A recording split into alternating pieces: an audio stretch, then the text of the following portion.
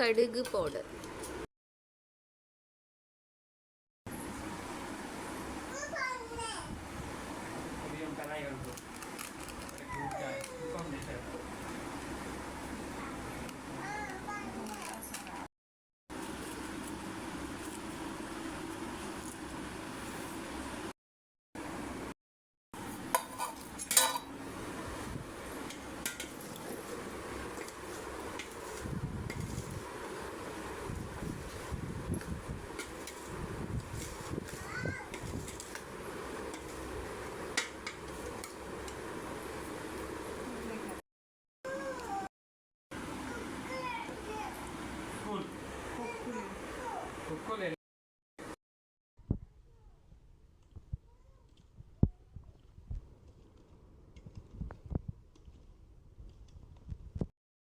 ஃபைனலாக பாக்ஸில் போட்டதுக்கப்புறம் இந்த மாதிரி தான் இருக்குது.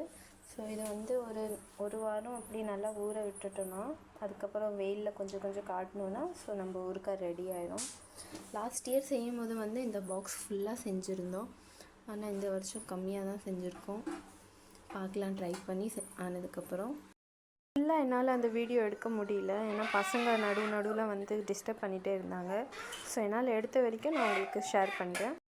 நாங்கள் எப்படி ஊறுகாய் செஞ்சோமோ அதே மாதிரி தான் இந்த நெல்லிக்காயையும் ஊறுகாய் போட்டிருக்கோம். அது இப்போ பார்க்க எப்படி இருக்குதுன்னு நான் உங்களுக்கு காட்டுறேன். சேம் அதே மாதிரி ப்ரொசீஜர் தான், அதே மசாலா தான் போட்டிருக்கோம். ஸோ இதுதான் அந்த நெல்லிக்காய் ஊறுகாய். சும்மா சாப்பிட்றதுக்கு வாங்கிட்டு வந்தார் என் வீட்டுக்காரர். அதை நாங்கள் வந்து இப்படி ஊறுகாய் மாதிரி பண்ணிட்டேன். ஃபஸ்ட் டைம் பண்ணுறோம், பார்க்கலாம் எப்படி இருக்கும் டேஸ்ட்டுன்னு. ஸ்மெல்லே ரொம்ப சூப்பராக இருக்குது. நான் உங்களுக்கு காட்டுறேன், நெல்லிக்காய் தான் அப்படின்னு சொல்லிட்டு. ரொம்ப நல்ல வாசனையாக இருக்குது.